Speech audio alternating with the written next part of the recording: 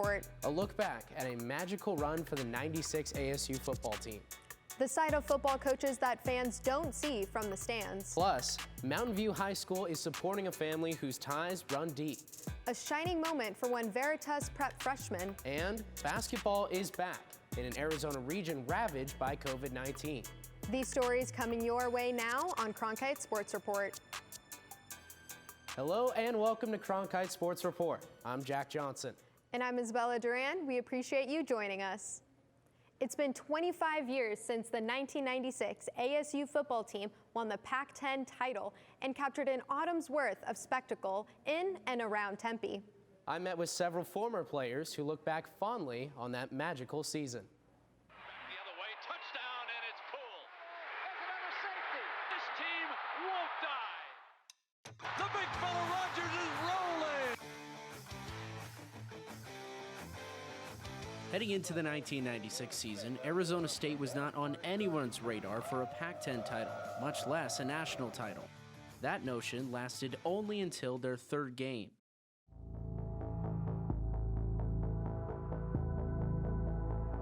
The energy before the Nebraska game was like nothing before. We had them on our map. We didn't have U of A or USC. It was Nebraska. We showed mojo that night. From the beginning, the first possession when we scored on them. I was so wide open, it was like one of the hardest catches I've ever had. Wide open is pulled for the touchdown. 1 year after giving up 77 points to Nebraska, the Sun Devils shut out the defending national champs 19-0, ending their regular season win streak that spanned 37 games. I had people all over the country calling me, did you guys really just do that? So we knew it was a big deal, and we knew how good they were. So for us to be able to do that, our confidence was out the roof. Of the many enduring tales to come out of that night, perhaps none sums up the lore of Arizona State more during that time than the tale of the goalpost being torn down, carried out of Sun Devil Stadium, and ceremoniously paraded down Mill Avenue. The Sun Devils had put the country on notice, but a few weeks later in Pasadena, their dream season was on the ropes.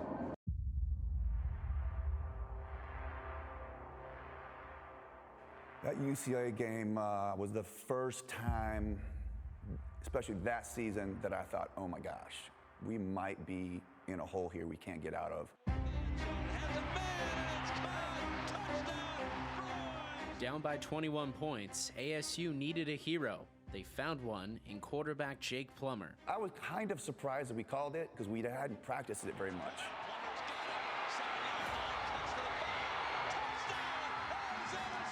ASU completed the comeback.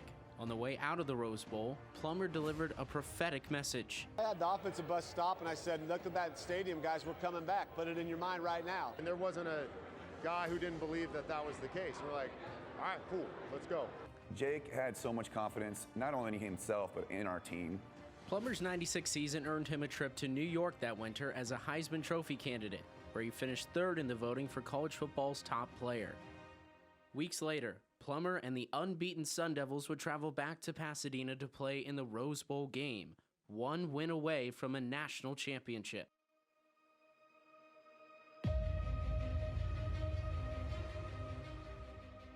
Late in that Rose Bowl game, it appeared Arizona State was about to receive its flowers. It's free, breaks loose, 5, touchdown, Sun Devils. Woo! The snake does it again. You would have thought the heroic end, the appropriate end to someone like him, being the guy that scores the touchdown that wins us the national championship. But the Buckeyes marched down the field and scored in the final seconds, ripping the title away from the Sun Devils in devastating fashion. I think about the Rose Bowl a lot. It's not a memory I like to think about. I love the teammates, and I'll never get that back. Pat Tillman, he's got that sparkle in his eye. He loves to play the game, Brent. Don't like talking about Pat too much, but I love it at the same time. The dude was special. He epitomized everything that you want your son to be. Pat actually would probably not like the fact that there's a statue of him, but that's why he deserves that statue. He deserves to have his number retired and all the things that come along with being a legend that he is. Even 25 years later, the men of the 1996 ASU team know that time can never break their bond to one another. There's no team that had more love on that team than our team. In all my life, at that moment, never been a part of a group of young men that was so devoted to each other. We're family forever, and that's something that I'll take to the grave. This January will mark 25 years since that Rose Bowl appearance, and no Sun Devil football team has made it back in the years since, Isabella. And that's what makes this accomplishment by the 1996 team even more special in the history of the program. Coming up on Cronkite Sports Report, Valley football coaches create a network to help them succeed on and off the field. And later, the Navajo Nation was devastated by COVID-19, how the return of Rez Ball is offering hope and healing. Welcome back to Cronkite Sports Report. In high school football, there is much more that goes on behind the scenes than you might think. And there's a lot more than what friends and family see from the stands. Cronkite Sports reporter Andrea Aguilera gives us a behind-the-scenes look at what football coaches do on and off the field. Stadium lights, excitement, tears, wins and losses, players, families, and coaches. Friday night high school football is a special tradition, in part thanks to the coaches who do a lot more than what is shown on the field.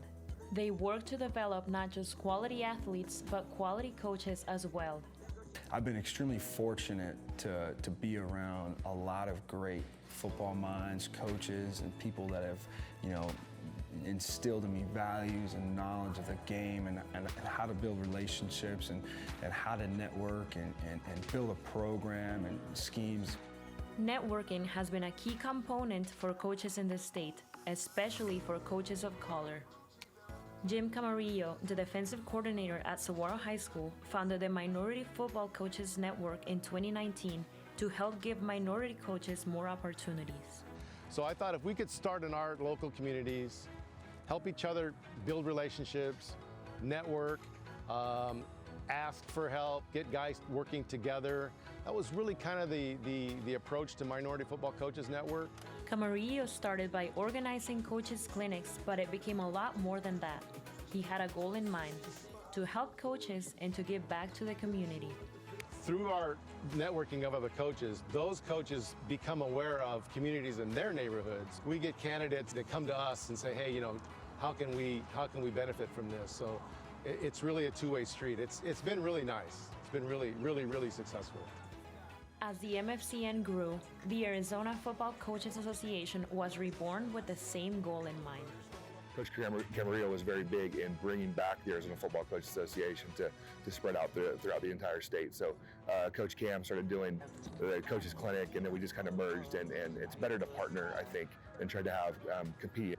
And now the two organizations work together, and it's become more than just a network. It's become a brotherhood. Any way that we can help others, because at the end of the day, as coaches, we're in charge, and it's our job to impact others. These coaches strive to set an example for their athletes while making an impact not only on the field, but off the field. I think it's important for them to see us doing things not only on the field, but in the community, in the classroom. Teachers on campus, we're constantly around, we're constantly engaged. Again, just formulating that family atmosphere that we have.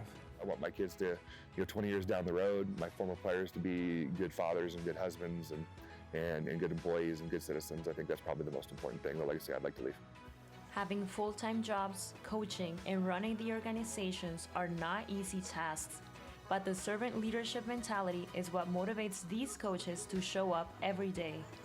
It is rewarding. There's been a lot of work. A lot of people have been, for me, it's been a real blessing personally to start doing this, and then now you just find so many people that want to help. It's kind of surreal. I never thought of myself as being, in this spot, but being able to help young coaches and mentor young coaches where I was, 15 years ago, I think is a big deal to help the continued growth and to keep our trajectory in this state going. It's just fantastic. What started as a simple idea evolved into something very special. In Scottsdale, Andrea Aguilera, Cronkite Sports Report. The Minority Coaches Football Network holds various clinics throughout the year, and they are well attended. In 2020, they held 53 clinics via Zoom, and over 2,000 coaches from the high school and college ranks joined in. Up next on Cronkite Sports Report, a true life Rudy moment for one Phoenix High School freshman. And welcome back to Cronkite Sports Report. For many high school athletes, their sports teams can be like a second family. which means they're there for you when your real family needs help. And that was the case at Mountain View High School this year when the sports program came out in full force to support one of their own. Cronkite Sports reporter Amanda Shear has the story on how the Toros lent a helping hand to a family in need. The Mountain View athletic ties run deep for the Tasse family. 7 of the 10 children have graduated from Mountain View High School. 2 are currently Toro students, and the youngest will attend next year. Malaki Tasse, who is a 3-sport athlete, says the family has always bonded over sports. I remember always going to all my older siblings' games and going to their volleyball games, basketball games, football games, and it's really cool. It's really fun to see them all come for me, and it's almost surreal that it's like my senior year. Whether it's supporting one of our siblings at a football game or a concert or just a down day, we're always been taught to help each other, lift each other. Each member of the Tasse family has played volleyball, football, basketball, or track and field for the Toros. And while the family has always supported each other, this year they needed support from their school after receiving news that their mom, Lori, was diagnosed with 2 types of cancer. You never think that this is gonna happen to someone that you love, and when it does, to see the support and community come together, it's like there's still good in the world, especially in a time where all you hear or see and just highlighted is bad stuff going on in the world. Mountain View has held fundraisers with both the volleyball and the football team to help support the Tasses during this challenging time. I'm just in awe of the kindness and the outpouring of support, and I know it buoys me up physically and spiritually, emotionally, mentally, and those are all good things, and it just lightens our load to know that we have all this goodness coming into our life. For Malaki, the football team serves as an extension of his family. In a show of support, Coach Joe Germain surprised the defensive end by honoring his mom with inspirational decals for the team to wear on their helmets. Surprised, but I was really happy and glad that he chose to honor a cause that really speaks close to my heart. It's just a great feeling to know that you're surrounded by people that love and support you no matter what happens, that everything's going to be okay. Everything's going to be okay. The amount of hours the Tasse family has spent at Mountain View is in the thousands, but the time with their mother now is precious, and there's nowhere else these siblings would rather be than with her and each other. My friends always come on, let's go hang out. I like to hang out with my friends, but there's nothing better than coming home for a long day or coming over the weekend and just chilling with your family and just enjoying their company and enjoying their love that they have for you. And that love is helping these current and former Toros through this challenging time. In Mesa, Amanda Shear, Cronkite Sports Report. Staying on the high school gridiron, where a freshman at Veritas Preparatory School in Phoenix found his way into the hearts of the entire community. The relationship this football player has with his coaches and teammates is unmatched. Cronkite Sports reporter Cam Dyer has the story on what makes this connection so special. When you go to a Veritas Prep football game, you'll see a freshman on the sideline, standing about 5'4" with a smile that's contagious. He might not look like a typical football player, but his love for the game is unmatched, and that love extends to his coaches and teammates. I love the coach, and I love Coach Brock, I love Coach Jeff, I like Coach Norman, Coach Eddie. Small in stature, but huge in terms of value to the team. Born with Down syndrome, Wes offers the Falcons an important perspective, consistent positivity regardless of the situation. There's highs and lows in every season, and the fact that he doesn't quite get caught up in either one of them. He's pretty much the same person all the time, and that's really good for us. He still has the same attitude no matter what, which kind of helps you go, okay man, let's just keep fighting. One of the all-time highs for Veritas Prep this year was on homecoming night. The Falcons were up big in a game, and Wes came in for the final play. What happened next seemed like it was straight out of a movie. and it was a moment that Coach Jeffrey Edouard will always cherish. They're supposed to take a knee or maybe run a 5-yard, but knowing Wes, he's been running, gassers with us, running sprints at the end of practice. So I just know a kid like that, he's going to take off. He just has to take off. I was not expecting him to jump on me, but Wes is full of just enthusiasm and full of life. And he just wrapped his legs around me, and I said, you know what? This is the moment. Let's be in the moment together. When asked who his favorite football player was, there was no hesitation. Wes said Gage Lentz, the Falcons quarterback. Lentz emphasizes the spirit that Wes brings no matter the situation.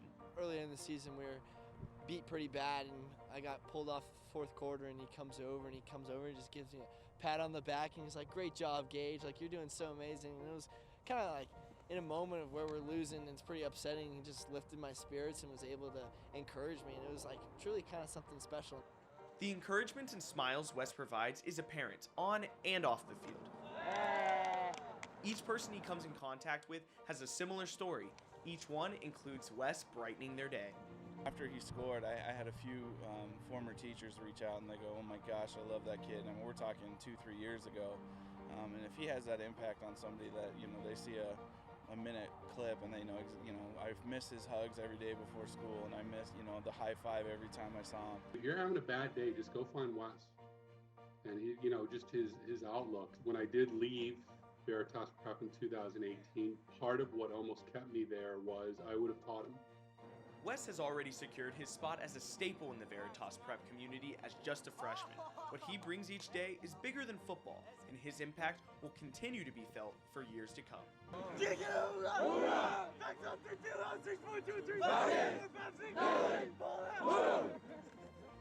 In Phoenix, Cam Dyer, Cronkite Sports Report.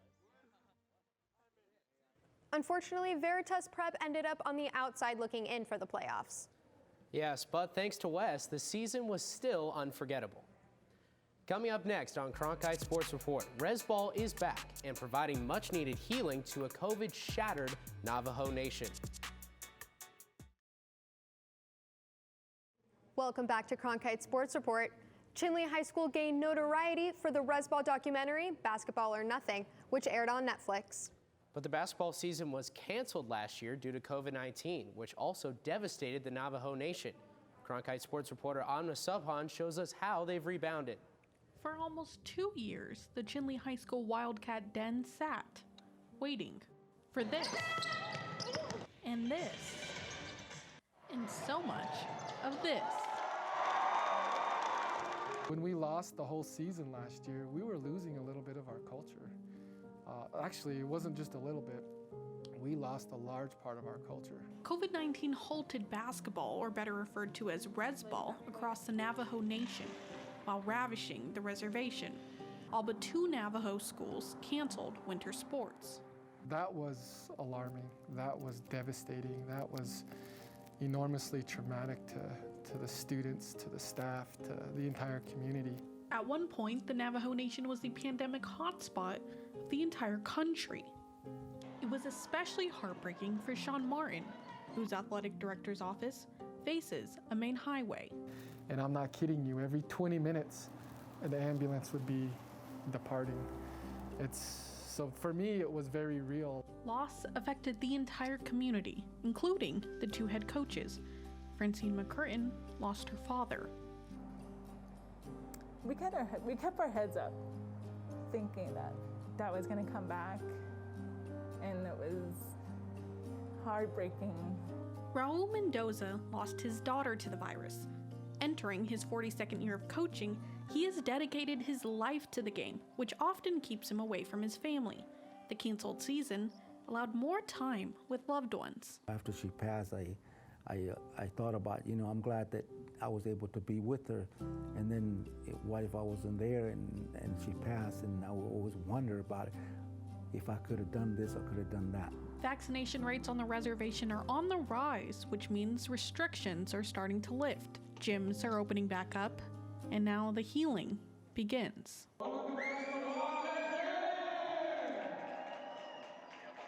Once they have that ball in their hands, it's something that switches inside of them to do better, to work harder. You could just see the happiness again and that light shine again. It's easy for us because we, as Native people, are very resilient and have overcome enormous traumas in the past. Though losing an entire season meant for some leaving the court as an underclassman and returning as seniors. We love hooping with each other, and 1 year taken it just sucks. But I'm glad it wasn't my senior season. Kylan Yazzie, son of Francine McCurtain, like many on the reservation, understand how basketball ties a community. There's a lot of hardships out here on the Navajo Nation that's not seen out in the city. The basketball culture that we have down here as well, it's bigger than people think. It's almost like family reunions happening every week. So it's just a beautiful celebration of culture through basketball. That's no better put on display than when other Rez teams come to town, packing the 7,500 seats at the Den, 1.5 times larger than Chinle's population. While at limited capacity in this scrimmage, the crowd is still energized, eager for that belonging. In the Navajo culture, many things are cyclical. The Sacred Den is one of them. It's a place of spiritual connection to all living things, and yeah, just getting back to the season is how we move forward. In Chinle, Omnis Upon, Cronkite Sports Report. The Rez Ball season is fully underway. COVID protocols are still very much in place. The Navajo Nation has stricter guidelines than other schools. Students are required to wear masks unless playing, though many still do. That's all for this episode of Cronkite Sports Report. I'm Isabella Duran. And I'm Jack Johnson. On behalf of everyone involved, thank you for tuning in.